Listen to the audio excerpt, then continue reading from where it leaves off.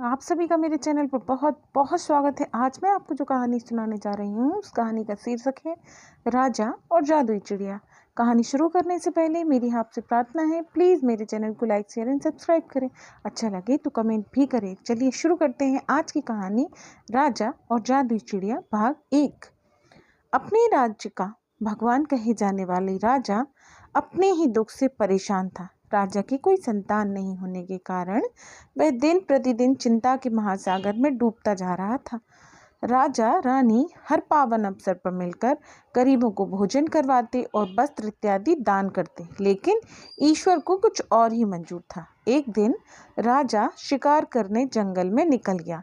चलते चलते सूरज सिर पर आ गया, लेकिन आज शिकार भी मानो ईद का चांद हो चला था। अचानक राजा के घोड़े ने रफ्तार बढ़ा दी। वह मानो हवा से बातें कर रहा हो और वह साथ आए सैनिकों को पीछे छोड़ते हुए भयानक जंगल की तरफ निकल गया। राजा जंगल में भटक गया और प्यास से वह अधमरा सा हो गया। वह उस भयानक जंगल से निकलने का रास्ता खोज रहा था, परंतु रास्ता नहीं मिला। राजा अपने घोड़े से उतरकर एक आम के पेड़ के नीचे बैठ गया और वहीं उसकी आंख लग गई। वह गहरी नींद में डूब गया। नींद में डूबे राजा ने सपना देखा। सपने में राजा देखता है कि उसके महल में प्यारी सी परी की किलकारियां गूंज रही हैं। राजा हड़बड़ाकर उठा और अपने आसपास के जंगल को देखकर निराश हो गया। उसकी आंखें अश्रुधारा से नम थीं। आम के पेड़ पर बैठी एक छोटी चिड़िया यह दृश्य ध्यान से देख रही थी। वह राजा के दुख और दुविधा को समझ गई। वह छोटी चिड़िया राजा के पास आती है और राजा से कहती है, ईश्वर के घर देर है, अंधेर नहीं। राजा उस चिड़िया को इंसानी आवाज में बात करते देख आश्चर्यचकित हो गया और अपनी जगह से उठ खड़ा हुआ। छोटी चिड़िया ने विनम्र वाणी में कहा, डरो मत महाराज, मैं आपकी सेवा में हूँ। मैं आपके दुख से परिचित हूँ। छोटी चिड़िया ने राजा को एक आम्रफल देते हुए कहा, महाराज, ये फल आप रानी को देना, परंतु ध्यान रहे कि फल को कोई और न छुए। और चिड़िया अदृश्य हो गई। फल को हाथ में लेते ही राजा जैसे अपनी थकान भूल गया।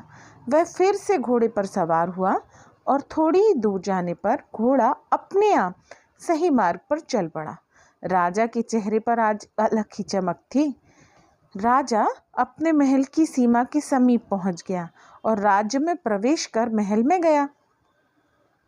महल में रानी राजा की चिंता में डूबी हुई थी।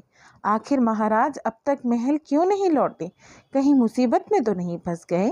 तभी अचानक एक दासी भागती हुई आती है और कहती है, प्रणाम महारानी, महाराज महल में पधारे हैं। रानी सुनते ही प्रफुल्लित हो उठी। रानी भागते हुए अपने कक्ष से बाहर आती है।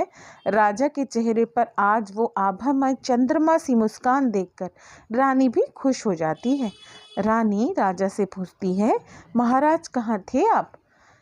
राजा धीरज रखते हुए रानी को बताता हूँ, रानी, आज के बाद महल में खुशियाँ ही खुशियाँ होंगी। रानी, मैं कुछ समझी नहीं महाराज। राजा हंसते हुए रानी के चेहरे की तरफ देखता रहता है। रानी, क्या सोच रहे हो महाराज, कुछ तो बताओ। राजा, बताता हूँ। ये कहते हुए राजा जंगल में घटित हुई घटना रानी को बताता है और रानी को आम्रफल देते हुए कहता है, रानी, आप इसे खा लेना, परंतु ध्यान रहे इस फल को कोई और न छू पाए। राजा के कहे अनुसार रानी फल को खा लेती है। रानी के फल खाने के ठीक 10 दिन बाद रानी का स्वास्थ्य बिगड़ने लगता है। रानी को चक्कर और उल्टियां आने लगती हैं। राजा घबरा जाता है, कहीं उस फल में तो कुछ नहीं था। राजा दासी को आदेश देता है, दासी, जाओ तुरंत धाई माँ को बुलाकर लाओ। कुछ क्षण पश्चात दासी धाई माँ को लेकर आती है और रानी के कक्ष में चली जाती है। राजा कक्ष के बाहर चक्कर लगाता रहता है और सोचता है, उस चिड़िया ने तो मुझसे छल कर लिया। अगर रानी को कुछ हो गया तो तभी धाई माँ बाहर आती हैं और राजा से कहती हैं। अब राजा से धाई माँ क्या कहती हैं, ये जानने के लिए आपको इस कहानी का भाग 2 सुनना होगा। तो मिलते हैं भाग 2 में, तब तक के लिए राधे राधे।